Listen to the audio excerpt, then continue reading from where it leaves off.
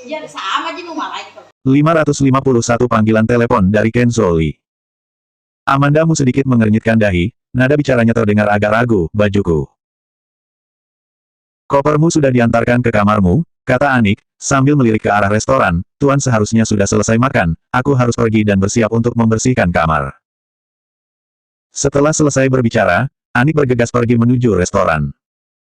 Amandamu menatap sosoknya dari belakang sejenak, lalu berbalik ke atas dan berjalan ke kamar tempat dia menginap. Begitu dia membuka pintu, dia berada di dekat dinding dekat tempat tidur dan melihat kopernya yang saat ini sudah disimpan di dalam kamar hotel. Amandamu berjalan mendekat, membuka koper, dan menemukan bahwa itu memang barang-barangnya sendiri. Hotel bintang 5 semuanya memiliki sistem manajemen yang sangat ketat, dan tidak akan terjadi penyerahan koper kepada orang lain. Tapi hal semacam ini masih terjadi, Kerwin Lee benar-benar meminta seseorang untuk membawa kopernya. Hal ini menunjukkan apa? Ini menunjukkan bahwa manajer kamar hotel juga membantu Kerwin Lee, pasti manajer kamar yang memberikan kopernya kepada orang kepercayaan Kerwin Lee. Kerwin Lee memberitahunya untuk tidak melakukan permainan curang. Amandamu memiliki ide-ide yang bagus, dan Kerwin Lee juga memiliki cara sendiri. Dia mondar-mandir di kamar dan kemudian duduk di samping tempat tidur. Pada saat ini, ponselnya tiba-tiba bergetar. Amandamu dengan cepat mengambil ponselnya, ia pun melihat nomor Lucy Sen muncul di layar ponsel. Jantung yang baru saja menegang tiba-tiba longgar kembali.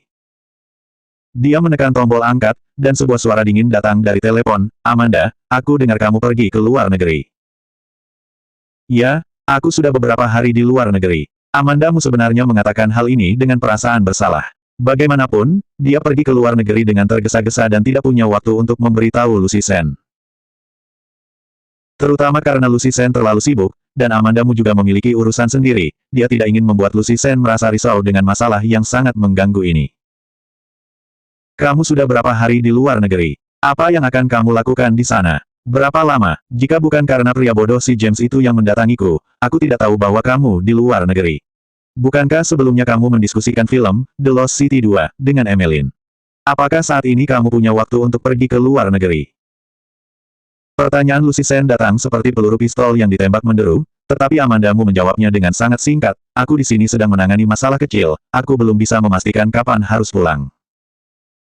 Urusan apa yang harus kamu tangani hingga pergi ke luar negeri? Ketika Lucy Sen selesai bertanya, ia pun dengan berani menebak, kamu sedang berselingkuh di belakang bos besar, dan sekarang kamu hamil, jadi kamu ingin pergi ke luar negeri untuk melakukan aborsi. Amandamu. Melihat Amandamu tidak berbicara, Lucy Sen mengumpat, bukankah begitu? Apakah dugaanku benar? Amandamu berkata dengan marah, apakah kegiatan syuting membuatmu jadi bodoh? Aku pergi ke luar negeri karena Kenzo. Apa yang terjadi pada Kenzo? Lucy Sen tampaknya berniat untuk mengajukan pertanyaan. Dia hilang, aku curiga dia dibawa pergi dengan paksa. Aku keluar negeri untuk mencarinya hingga ketemu. Bagaimana kamu mencarinya seorang diri? Apakah kamu tidak tahu bagaimana caranya memanggil polisi? Jika aku tidak dapat menemukannya, aku akan melaporkan kepada polisi. Amandamu juga berpikir ingin melaporkan kepada polisi, tetapi dengan cepat membatalkan keinginannya tersebut. Ricky Mo juga bukanlah orang yang bersih, tangannya juga mengancam jiwa. Meskipun dia berjalan melalui tangan mautnya, tapi sebenarnya dia hanyalah orang biasa. Khawatir polisi akan memeriksanya dan ternyata pelakunya adalah Ricky Mo. Pemikiran seperti ini mungkin saat ini tampak berlebihan, tetapi Amandamu benar-benar berpikir seperti itu. Lucy Sen terdiam sesaat dan bertanya, bagaimana dengan bos besar? Apakah dia peduli padamu? Amandamu sedikit terkejut, sepertinya orang-orang di sekitarnya terbiasa dengan Ricky Mo yang membantunya dengan segala sesuatu, bahkan Lucy Sen juga seperti itu. Tanpa Ricky selama beberapa tahun, bukankah aku masih bisa melakukannya sendiri? Seolah-olah aku tidak bisa hidup sendiri tanpanya. Amandamu sendiri tidak menyadari bahwa nada bicaranya sedikit tergesa-gesa.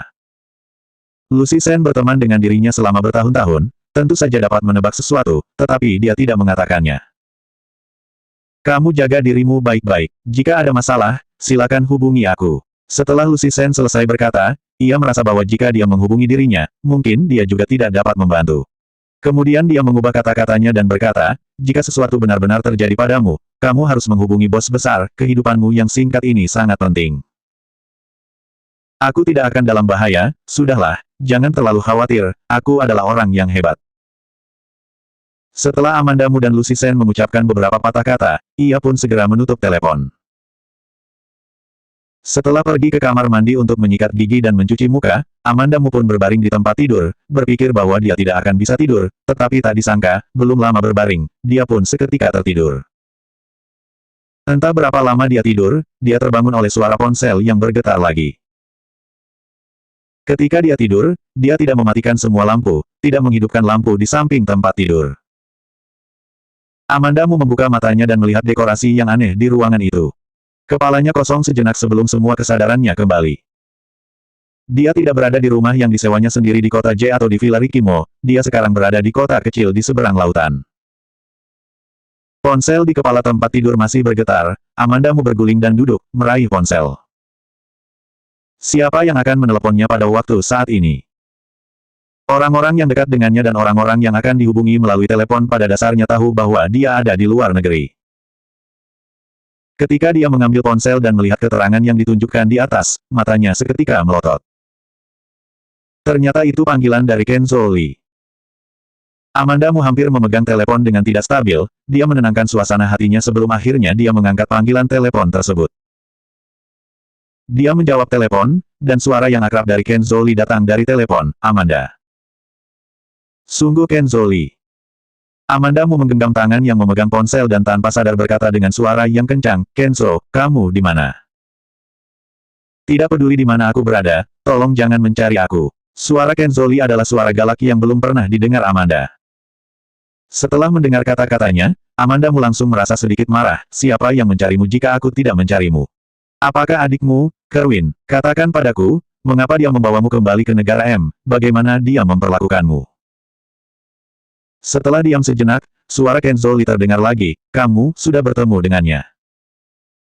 Amanda Mu berkata, iya, aku sudah bertemu dengannya. Dia berkata dia akan membawaku untuk bertemu denganmu, saat ini aku sedang berada di vilanya, aku baru saja tiba hari ini. Amanda, dengarkan aku, keadaanku sekarang baik-baik saja, lebih baik besok kamu pulang ke Cina, jika kamu ingin pergi, Kerwin tidak akan menghentikanmu. Kata-kata Kenzo Lee membuat Amanda Mu semakin bingung. Dia tampak terburu-buru untuk menyuruhnya pulang, tetapi mengapa dia begitu yakin bahwa Kerwin Lee tidak akan menghentikannya? Amanda Mu menyela kata-katanya, aku tidak akan pergi tanpa bertemu denganmu, aku punya banyak pertanyaan sekarang. Ketika kita bertemu, aku harap kamu bisa menjelaskannya kepadaku sekaligus, kamu yang berkata bahwa kita juga bisa dianggap sebagai sahabat sehidup semati, jadi tolong katakan dengan jujur.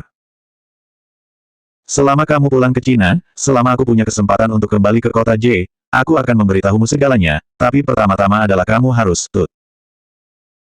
552 demi membuat dirinya datang ke negara M. Suara Kenzo Lee tiba-tiba menghilang dari telepon. Ekspresi wajah Amanda Mu sedikit berubah, ia mengerutkan kening dan berkata dengan serius, Kenzo. Kenzo, tolong bicara. Tidak ada jawaban di telepon. Amanda Mu mengambil telepon dan melihat bahwa panggilan telepon telah dimatikan. Dia melihat waktu sejenak, ternyata jam 1 pagi. Jam 1 pagi di negara M, namun siang hari di Cina. Amanda Mu menekankan bibirnya, dengan wajah yang ragu ia menelepon nomor telepon Kenzo Lee. Maaf, nomor yang sedang Anda tuju untuk sementara tidak bisa tersambung. Amanda Mu melakukan beberapa panggilan, tetapi semuanya gagal tersambung. Dia meletakkan ponselnya dengan putus asa, lalu mengulurkan tangan dan menekan pelipisnya, menundukkan kepalanya dan berpikir. Kenzo Lee meneleponnya di tengah malam, mungkin kali ini dia baru saja mendapatkan ponselnya, panggilan telepon itu tiba-tiba terputus. Kemungkinan besar dia ketahuan oleh seseorang, sehingga ponselnya diambil. Tapi yang pasti adalah bahwa Kenzo Lee sekarang dalam keadaan aman. Meskipun tidak tahu alasan mengapa Kerwin Lee membawanya kembali ke negara M, untungnya dia tidak melakukan apapun pada Kenzo Lee. Tapi mengapa dia menyuruhnya pulang ke Cina dengan begitu panik? Di satu sisi ia dengan panik menyuruhnya pulang ke Cina, namun di sisi lain dia mengatakan bahwa jika dia mau pergi, Kerwin Lee tidak akan menghentikannya, bukankah ini bertolak belakang? Saat ini, orang yang ia kenal di negara M adalah Kerwin Lee, ini adalah kunjungan pertamanya ke negara M. Dia tidak pernah berkenalan dengan siapapun di negara M sebelumnya. Meskipun seseorang ingin melakukan sesuatu hal yang buruk padanya, dia hanya bisa terpikirkan nama Kerwin Lee, jadi Kenzo Lee memintanya untuk pulang dengan cepat, dan orang yang ingin dia waspada bukanlah Kerwin Lee, tetapi orang lain. Jadi, apakah orang lain, ini tujuan awal Ken Zhou Li untuk menyelamatkannya? Dan Ken Zhou Li sekarang telah menyesal. Amandamu merasa bahwa jalan pikiran ini mungkin benar. Jika jalan pemikirannya ini benar, maka Ken Zhou Li secara paksa dibawa kembali ke negara M oleh Kerwin Li kali ini, bukankah demi membuat dirinya datang ke negara M? Setelah sebelumnya menetapkan dugaan, kesimpulannya juga ditetapkan. Ken Zhou Li sejak dulu menyelamatkannya karena suatu tujuan, tetapi dia tidak tahu apa tujuan tersebut. Ken Zhou Li tidak pernah mengatakan bahwa Ricky Mo juga curiga bahwa Ken Zhou Li mungkin penghipnotis yang menghipnotisnya pada saat itu, hingga menyebabkan ingatannya ditutup. Dan tak lama setelah itu, Ken Zhou Li secara paksa dibawa pergi oleh Kerwin Li, dan dia juga ikut mendatangi negara M. Ken Zhou Li menelepon larut malam untuk menyuruhnya segera pulang ke Cina. Sampai sekarang, Ken Zhou Li tidak pernah melakukan apapun untuk menyakitinya, dia percaya bahwa Ken Zhou Li tidak akan menyakitinya. Tapi apakah dia benar-benar ingin kembali ke Cina tanpa hasil apa-apa? Dia belum menemukan Ken Zhou Li, juga tidak tahu siapa yang ingin melakukan hal buruk terhadap dirinya. Dan Ken Zhou Li kemungkinan besar tahu siapa yang ingin melakukan hal buruk terhadap dirinya, Ken Zhou Li juga baik-baik saja sekarang. Jika dia kembali ke Cina, akankah Ken Zhou Li tidak akan dalam masalah? Memikirkan hal ini, Amandamu kembali merasa ragu.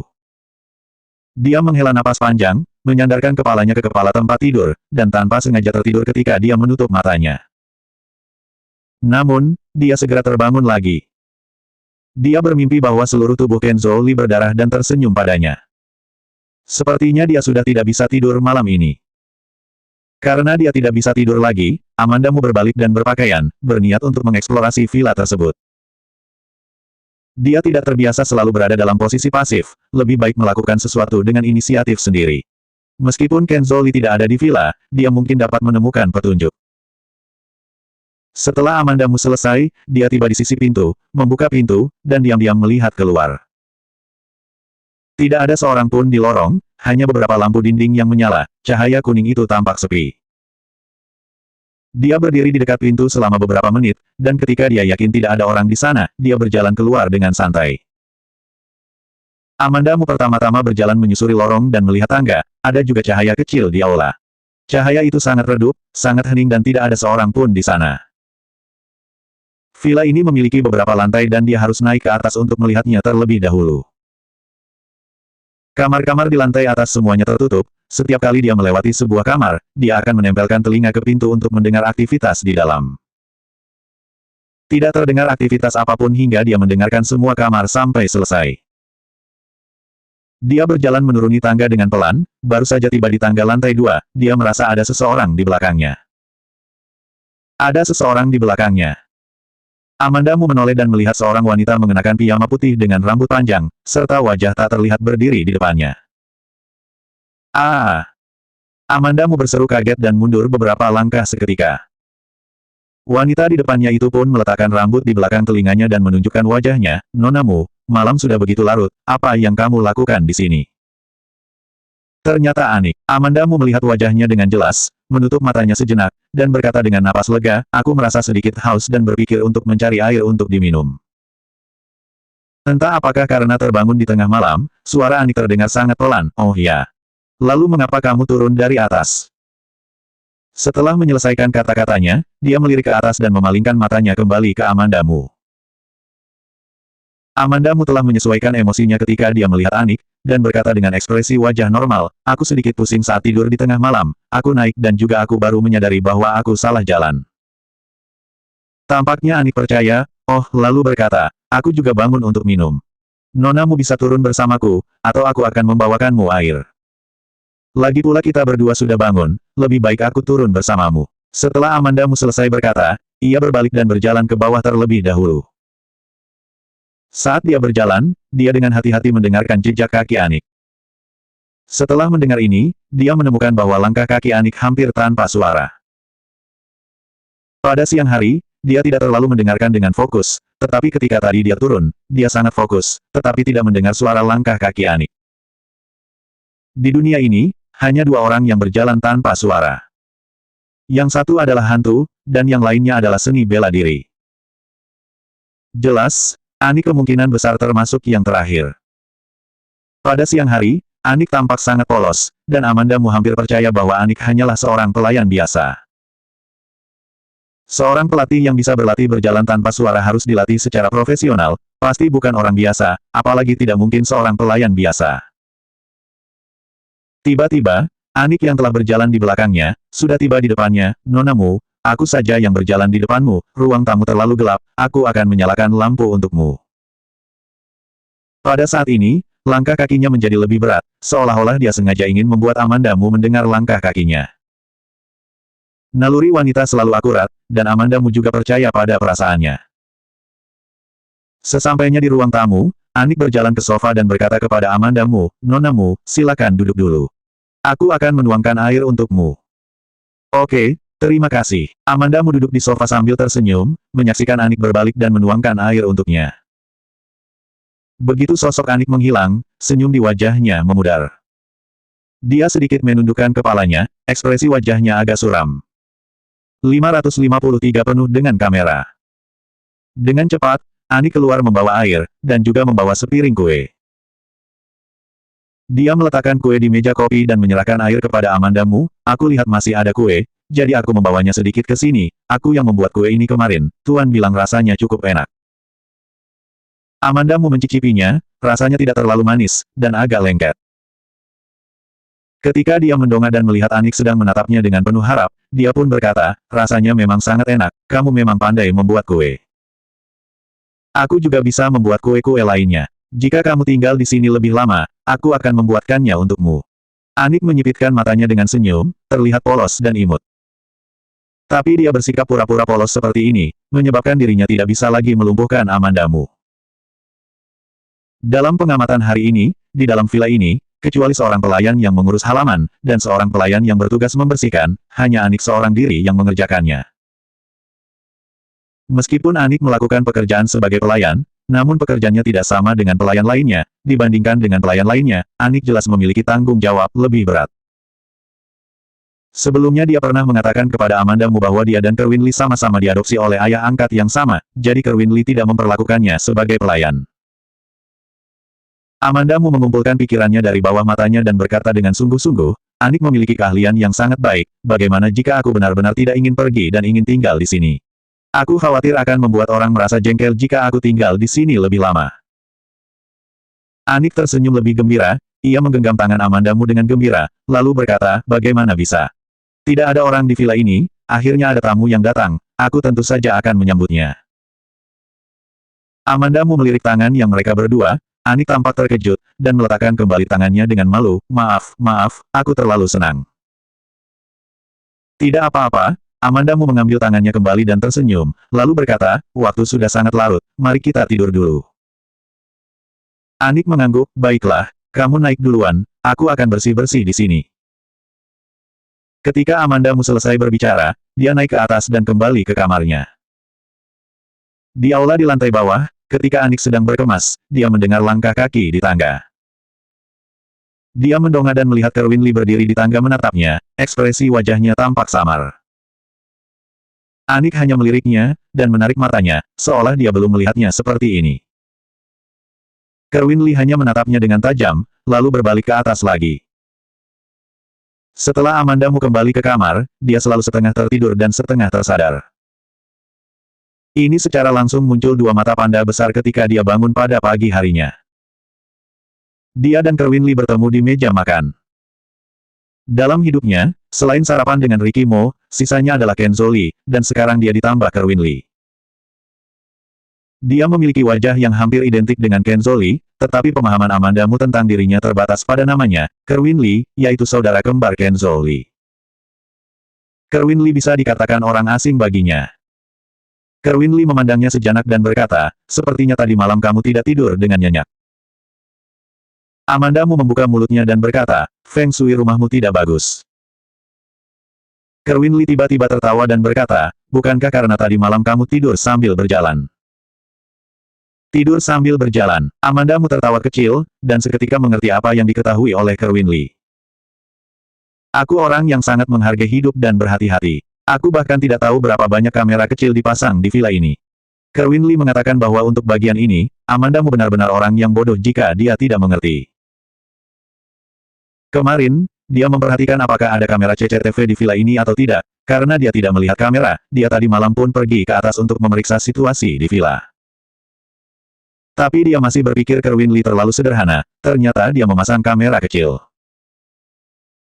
Tadi malam, dia keluar dengan begitu sadar dan diam-diam menempelkan telinga dari pintu kamar yang satu ke kamar lainnya, dan ternyata Kerwin Lee pikir dia sedang tidur sambil berjalan.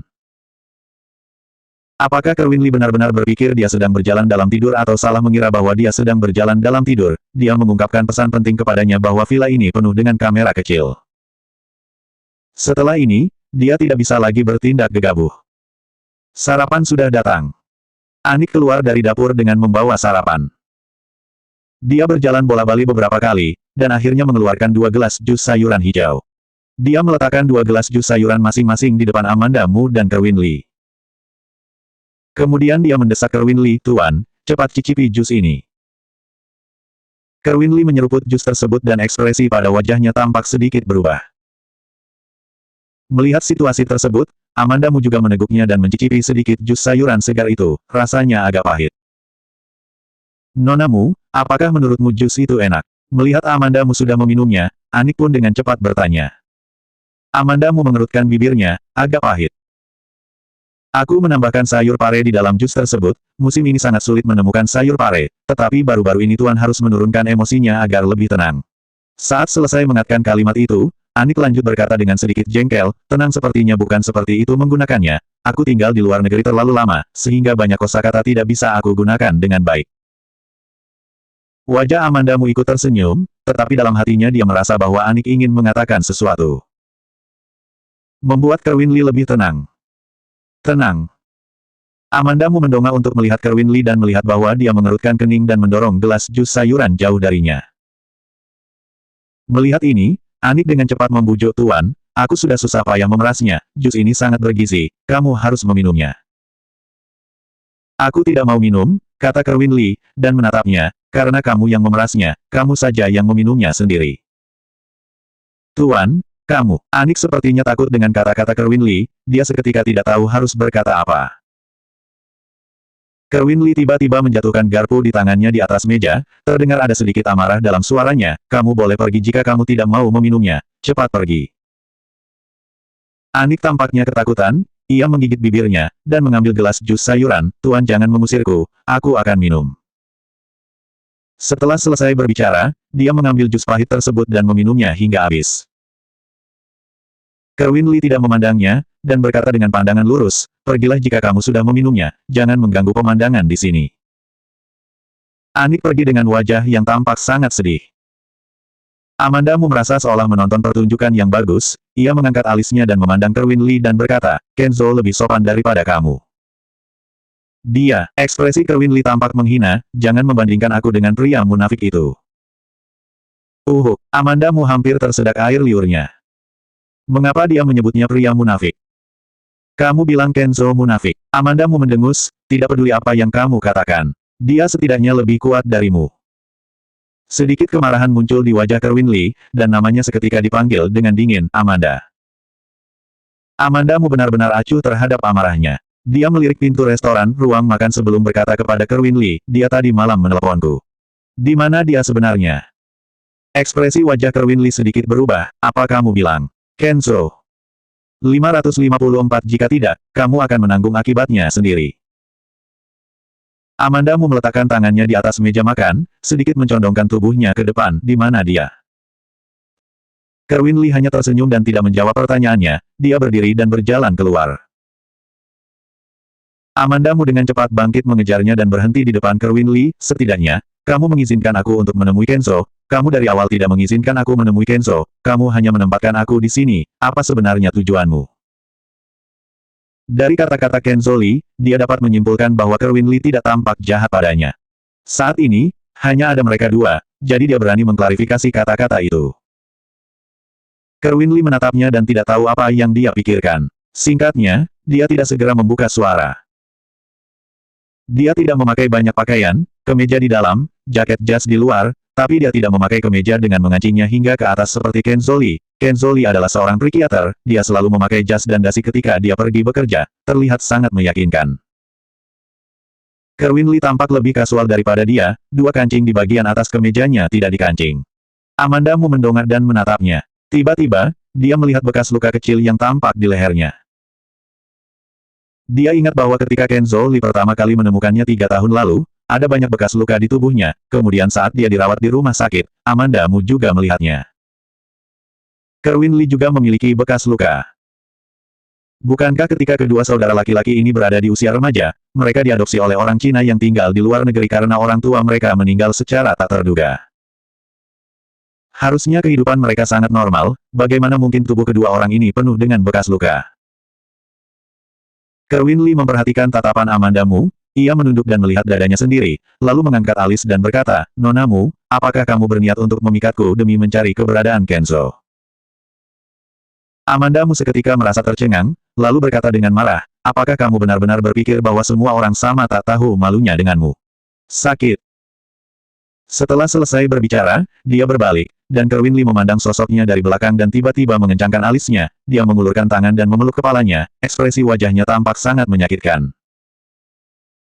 Dia terhuyung 2 langkah dan menabrak kursi di belakangnya, tetapi sakit kepalanya sepertinya meledak, dia tidak bisa mengendalikan tubuhnya sama sekali, lalu jatuh ke lantai dengan kedua kaki yang ditekuk. Pada saat berikutnya, Anik datar dari luar, "Ada apa denganmu?" Dia dengan cepat berjongkok di depan Kerwin Lee dan mencoba mengangkatnya. Setelah Amanda Mu kembali ke kamar, dia duduk di tempat tidur dan melepaskan semua penat di kepalanya. Dia merasa ada banyak petunjuk, tapi dia juga merasa seolah tidak ada petunjuk. Apakah dia harus menelepon Ricky Mo? Dia harus menemukan seseorang untuk mendapat ide. Dia mengambil ponselnya dan menekan angka-angka nomor Ricky Mo satu per satu dengan sangat terampil. Setelah ragu-ragu sebentar, dia pun menekan panggil pada layar ponselnya. Jika sikap Ricky Mo tidak hangat padanya, maka dia hanya akan bilang bahwa dia merindukan Joanna Mo. Selain itu, dia memang sangat merindukan Joanna Mo. Telepon berdering 1 kali, 2 kali, 3 kali. Karena tidak ada yang menjawab, ketika panggilan tersebut hampir ditutup secara otomatis, panggilan itu pun diangkat. Amanda Mu tidak menyangka seseorang untuk menjawab telepon pada detik-detik terakhir, dia tidak yakin apakah itu Ricky Mo, atau mungkin Donnie, dia pun berkata dengan ragu, "Ricky." Ya. Orang di ujung telepon hanya menjawab dengan samar, tetapi itu memang suara yang sangat tidak asing di telinganya. Jika dihitung secara seksama, Amanda Mu datang ke negara M sudah sekitar 1 minggu, tetapi kecuali untuk panggilan telepon pada 2 hari pertama, dalam beberapa hari terakhir ini mereka tidak terlalu berhubungan. Mendengar suara Ricky Mo secara tiba-tiba seperti ini, Amanda Mu malah merasa tidak terbiasa. Satu tangannya memegang ponsel, dan satu tangan lainnya meremas spray tempat tidur. "Kamu sedang apa?" Nada bicara Ricky Mo terdengar dingin, "Makan." Kali ini, suara Joanna Mo datang dari ujung telepon. Telepon dari siapa? Setelah Joanna Mo selesai berbicara, dia bertanya lagi, "Ini Mama." Ketika mendengar suara Joanna Mo, Amanda Mu pun menambahkan sentuhan sukacita ke dalam nada bicaranya, "Kamu dan Joanna sedang makan di rumah." Ricky Mo mendengus dingin, lalu berkata dengan nada sendirian, "Apakah kamu masih ingat bahwa kamu punya seorang anak perempuan?" Amanda Mu memutuskan untuk langsung mengabaikan kalimat ini, "Aku ingin berbicara dengan Joanna." Suasana hening sesaat, suara Joanna Mo tak lama datang dari ujung telepon, "Mama." Ricky Mo pasti saat ini menyalakan pengeras suara, Joanna Mo bergerak mendekat, suaranya terdengar sedikit keras. "Joanna, apakah kamu merindukan Mama?" "Tentu saja aku rindu dengan Mama, sangat-sangat rindu." Mendengarkan suara khas anak kecil Joanna Mo, seketika membuat Amanda Mu langsung tersenyum. Sebelum dia berbicara, dia mendengar Joanna Mo berkata lagi, "Papa juga merindukanmu." Dia menangis. Saat mengatakan kata terakhir, menangis, dia juga sengaja meningkatkan nada kata tersebut, terdengar agak berlebihan seperti di dalam kartun. Otak Amanda Mu seketika tidak bisa bereaksi. Ricky Mo merindukannya hingga menangis. Mungkin Ricky Mo mengambil ponsel tersebut, terdengar suara Joanna Mo yang tidak puas di telepon, "Aku masih ingin berbicara dengan Mama." Benar saja, saat berikutnya, suara Ricky Mo terdengar di telepon. Dia menjelaskan tanpa emosional, 2 hari yang lalu aku makan hotpot dan tersedak, James menggoda Joanna, hingga dia mengingatnya. Amanda Mu mendapatkan inti dari kata-katanya, "Kamu membawanya makan hotpot." Sebelum Ricky mau berbicara, Joanna Mo yang berada di samping berkata dengan keras, sangat pedas. Ricky Mo menatap Joanna Mo, dia mengangkat bahu, lalu berkedip, dan berlari menghampiri pelayan, Bibi, aku sangat haus. Semacam keterampilan melarikan diri. Amanda Mu dengan geram berkata, Ricky, apakah kamu mengajak Joanna makan hotpot? Hanya panci kecil dengan sup bening untuknya. Lalu, mengapa dia bilang pedas? Dia tidak makan makanan pedas, dia hanya mencicipinya sedikit. Itu artinya dia makan. Ricky mau berhenti berbicara, telepon pun hening beberapa saat. Setelah beberapa saat, Ricky mau berkata lagi, kapan kamu akan pulang? Setelah selesai berkata, dia dengan cepat kembali melanjutkan kata-katanya, Joanna sangat merindukanmu. Kamu tidak merindukanku. Ricky Mo, Sikapnya seperti ini, membuat Amanda Mu merasa sedikit bersalah. Dia berlari sendiri, dan sekarang segalanya tidak berkembang sama sekali. Sebaliknya, dia telah terperangkap dalam misteri dan ingin meminta bantuan Ricky Mo.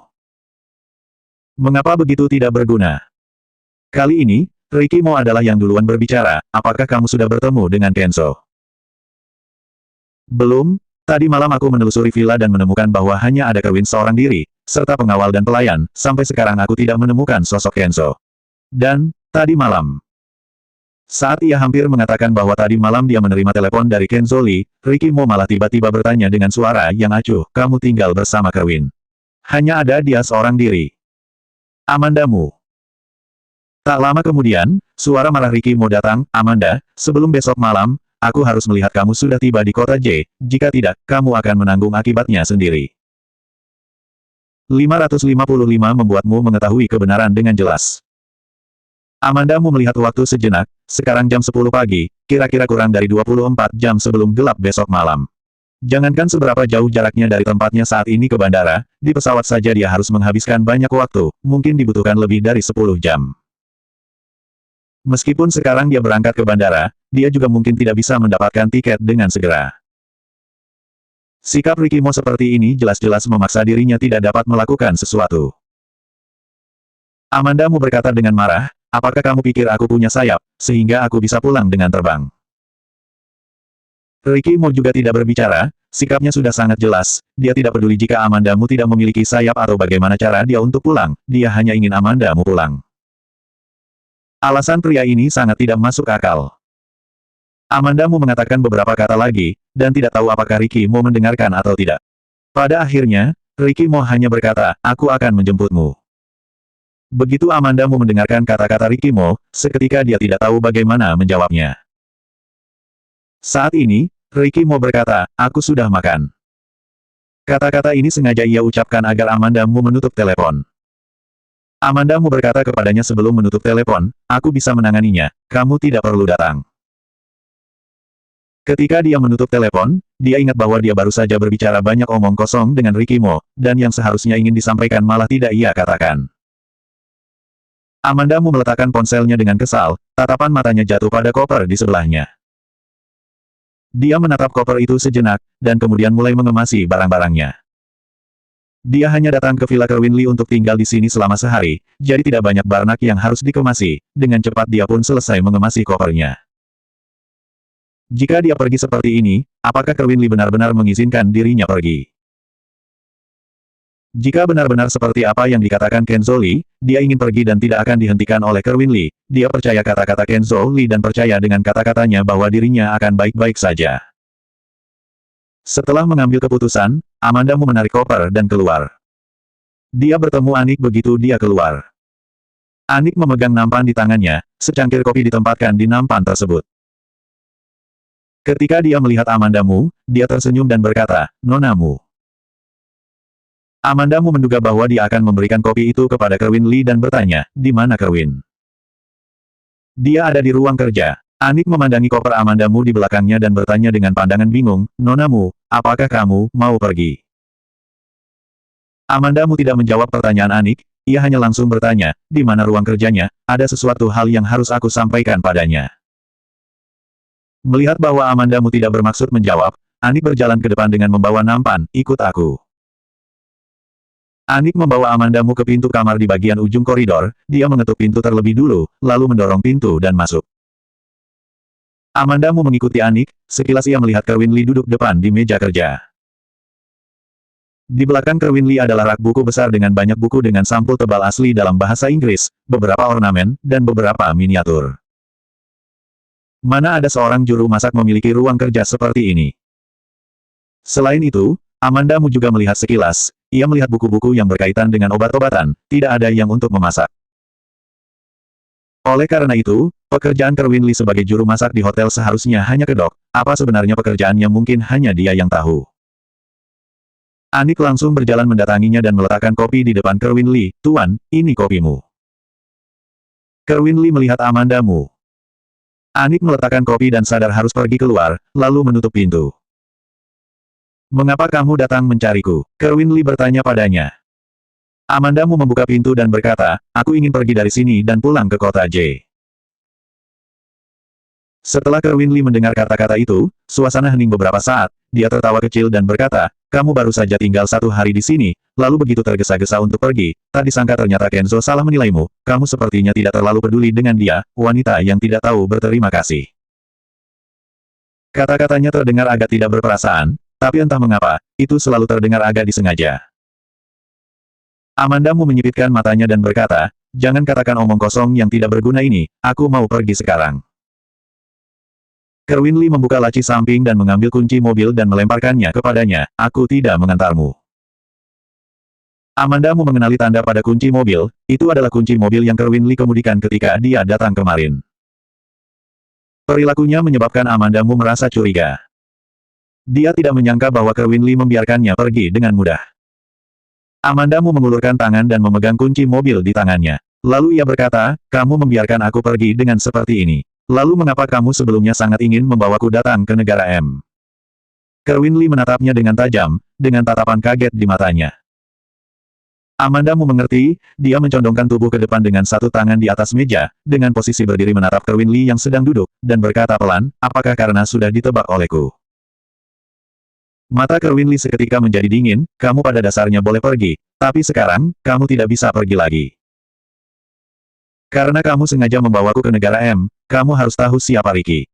Karena kamu tahu perihal Kenzo yang menyelamatkanku, kamu juga harusnya tahu bagaimana hubunganku dengan Ricky, apakah aku bisa pergi atau tidak, jangan pernah mencoba berpikir seperti itu." Wajah Amandamu tampak sangat suram, ia menghadapi Kerwin Lee dengan ekspresi dingin, sedikit pun tidak berusaha untuk mundur. Saat ini, seseorang mengetuk pintu. Kemudian, suara Anik yang terdengar. "Tuan, ada tamu datang." Setelah Kerwin Lee mendengar kata-kata itu, ia kemudian bersandar, "Apakah kamu sedang mengancamku?" "Aku tidak mengancammu, aku hanya ingin membuatmu mengetahui kebenaran dengan jelas." Amandamu membengkokkan bibirnya dan menatapnya sambil tersenyum. Dia sendiri tidak menyadari, nada arogan pada kata-kata yang diucapkannya persis sama dengan Ricky Mo. Kerwin Lee menarik napas dalam-dalam dan melambaikan tangannya, "Oke, aku sudah mengetahui kebenaran dengan jelas, silahkan kamu pergi." Apakah begitu sangat mudah dipertimbangkan? Ini tidak seperti gaya perilaku Kerwin Lee. Meskipun ada keraguan dalam hati Amandamu, tapi dia masih mengambil kunci mobil itu dan pergi. Akhirnya dia pergi, dia ingin melihat trik apa yang ingin dimainkan oleh pria bermarga Lee ini. Keberadaannya di rumah Kerwin Lee ini hanya selama 24 jam saja, meskipun tidak ada yang terjadi dalam 24 jam tersebut, dia malah merasa semakin aneh. Mungkin pilihan terbaik adalah pergi dari sini dulu. Meskipun dia tetap berada di sini, dia tidak bisa melakukan apapun kecuali ditahan di villa ini dalam keadaan pasif, lebih baik pergi dari sini dan menyelidiki beberapa hal ini dari arah pintu masuk lain. Begitu kaki depannya melangkah ke arah luar, dia mendengar suara kursi digeser di lantai yang berada di belakangnya. Kerwin Lee mengikutinya, dia merasa lega ketika dia ingat bahwa Anik baru saja mengatakan bahwa ada seorang tamu yang datang. Kerwin Lee turun ke bawah untuk menemui para tamu, bukan karena seketika tidak berubah pikiran. Tidak ada lift di villa, Amandamu hanya bisa menjinjing koper turun ke bawah. Namun, ketika dia sampai di tangga, seseorang maju satu langkah lebih dulu dan mengambil koper di tangannya. Dia berbalik dan melihat Kerwin Lee. Dia juga tidak banyak bicara kepada Amandamu, hanya membawa kopernya lurus turun ke bawah. Selanjutnya 556 tidak membiarkanmu naik pesawat.